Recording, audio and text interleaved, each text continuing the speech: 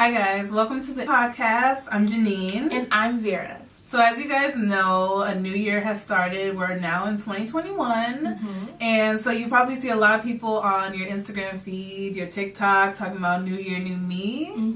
And it's tired to me. The phrase is so tired to me. Yes, it is so old and ragged. Right. And so we're telling y'all why you shouldn't do that. Right.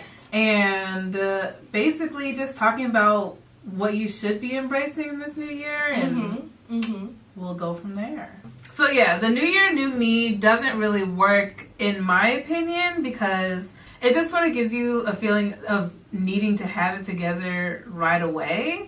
So people will, go out, drink, and party on December 31st, and then the next morning when you're maybe hungover. Oh, but Lord. The next morning you're expected to hit the ground running on a lot of your lofty goals or whatever you had on your resolutions list, and it's just not realistic to have everything together at that point. So I don't know, it just feels like you have to get everything together from day one, when in reality you just take a little 2-week break and then start your goals whenever you're actually ready to, whenever you actually put in the work to plan it. Yeah, I think that's a very good point because even when you bring up, having to do it right at the beginning of the year, I know for me personally, with the whole new year, new me kind of mentality, I do expect to start right on the 1st. And if by March or so I don't, I'm not meeting these goals that I have for this resolution,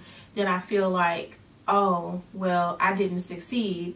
And just because it's the first quarter of the year, it's like, oh, it's over. I gotta wait till next year. I've already messed up my diet 3-4 times, so it's I can't do it. 2020 is over already. Right. So I can't start in, March or whenever else. I have to wait and start in next year in 2022, and you can still make so much progress during the rest of the year versus just waiting when the new year is still fresh and new. Exactly. Yeah. Honestly, it's just a matter of how you feel on the inside. Are you ready to have that new beginning? Because it can happen at any point in the year. Last year, I went on a journey of losing weight, and that didn't start until May, and it was a goal that I had started in January. But the first 4 months of the year, I was goofing off, and I wasn't really caring about it that much, and then I had a reality check whenever I jumped on the scale, and I was like, you know what, I need to start this right now. So inspiration comes at any point of the year. It doesn't have to be January 1st. So don't feel the pressure to, start it on that day. Right. And then I also think that the whole concept of the new year, new me, it gives you this false sense of reinventing yourself, or this false sense of having these lofty goals, and I think it creates a burnout for some people, and it just sets the bar a little too high, a little too soon. And again, you just get that false sense of improvement. It's January the 1st, I'm a new type of person, and I'm this and I'm that, and it just doesn't work that way. It's not that easy, and I think people they tend to forget that it's not the new year that makes you the new person. Exactly. It's honestly transformation work inside of yourself to make you into the new person that you want to be, not just the calendar, as we said earlier. And that kind of leads into what I had thought of with how the new year just sort of brings on this high expectations kind of thing. It's just so much mounting up into that point when you get to January 1st. It's oh, it's a new year, new beginnings, and all this stuff, and then you forget that you have such high expectations. Then when you don't meet it for one day or 1 week, and you kind of fall off and you get discouraged, you can even get depressed and stuff from it. People will have this high expectation when they get to January 1st. So much of that pressure kind of mounts beforehand. Pressure and excitement, I guess, because it's a new year. I want to reinvent myself. I want to try all these new things because it's just I don't know, the mark of a new calendar.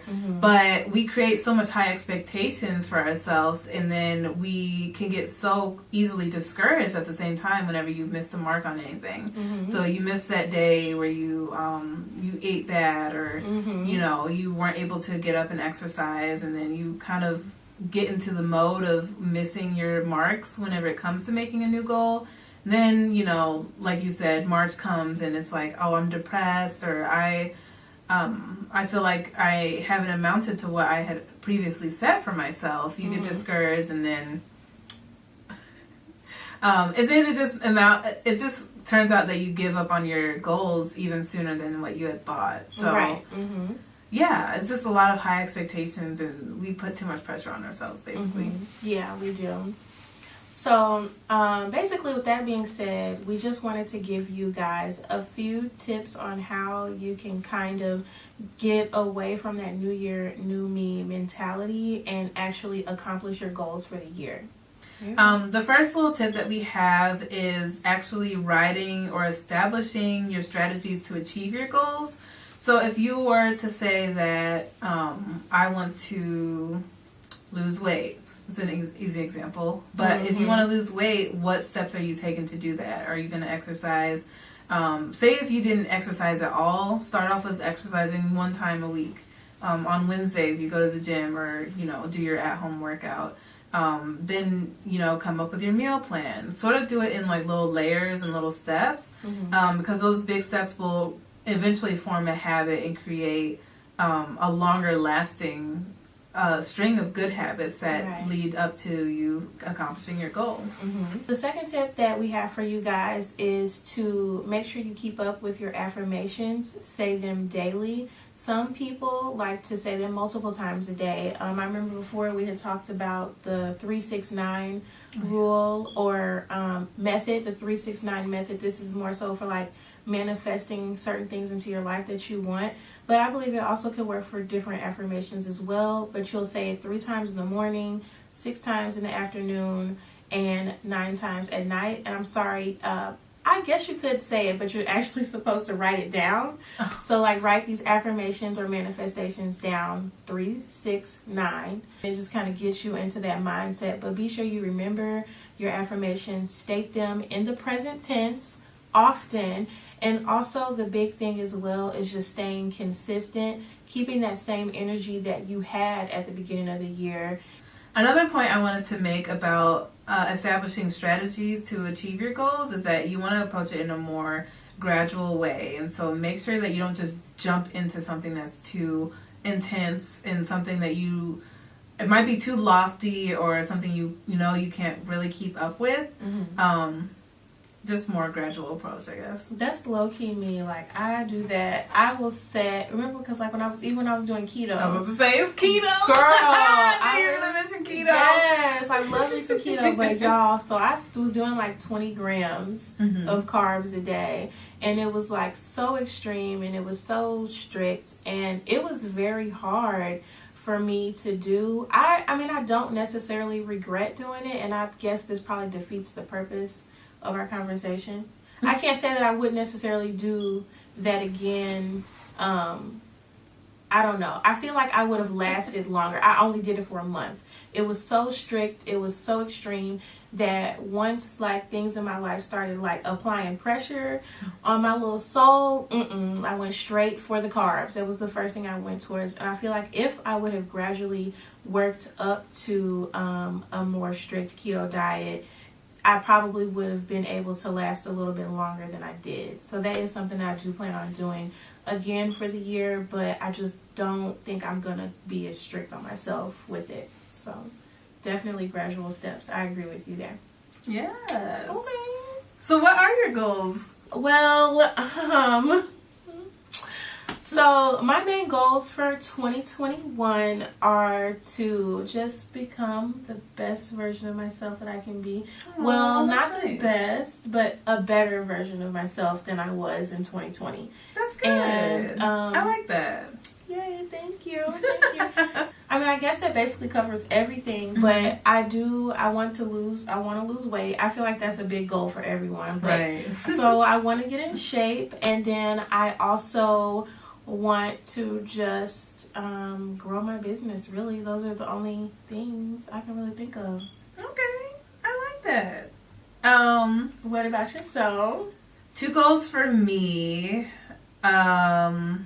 Well, I'll just piggyback off your lose weight. I was going strong with losing weight last year. I got about to like 21 pounds, and then I gained a few back. But I'm looking forward to like being more consistent with that. So hopefully I can get back to losing more weight and actually reaching my goal weight. But I like to think that I kick-started a little something in 2020. You sparked a so I can continue that this year in 2021. Okay. Another goal I have, let's see. Gosh, what is another goal? I didn't even think about my own damn goals. Girl, I'm here talking about everybody let's else. write them down then. Write your goals down, guys. But just remember, just because it's a new year, they're not going to just appear.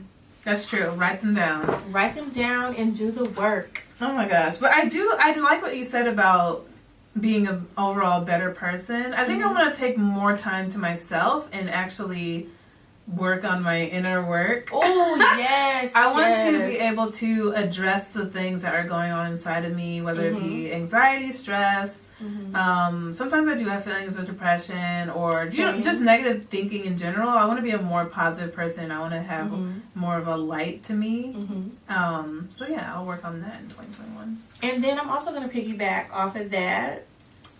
If it's okay with you. Yes. So yeah, because for those of you guys, I guess I'm putting like a little bit of my business out there, but I did do therapy for a decent part of 2020, and one thing that really helped me out was self-care. So that is something that I want to make a priority for this year. Yes. And I think that will help with being a better person. But when you talk about like doing the inner work and all those other things, yes, I definitely want to work on more like, self-care, loving myself and definitely. I definitely agree with that. Because we talk about the facials too. Oh, yeah. Yes. All of that. Self-care, like physically, mentally, emotionally, all of that. Yes. I always, I've heard something like last year where it just clicked, but like, it was like name 5 people that are the most important in your life, and like a lot of people would be like, oh, my parents, my partner, my whatever, and they were like, well, if you weren't like on that list, you need to reevaluate your life. That's deep. Exactly. You should always be number 1 on your list, because you can't pour from an empty cup. No. You need to get yourself situated first before you can like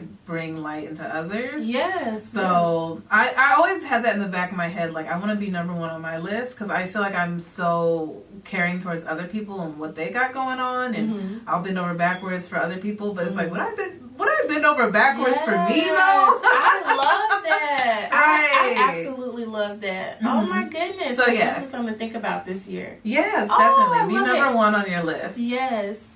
I mean, yeah. Conclusion. So we hope you guys enjoyed this episode. So our podcast, this is episode numero uno. Stay tuned for more, and please let us know what you guys plan on doing for this year, what goals you have. And it would be nice to see how you're going to achieve those goals too. So maybe share a little bit of that as well, because you might wind up helping someone else in our community. And that's all, folks. We'll see you next time. Bye.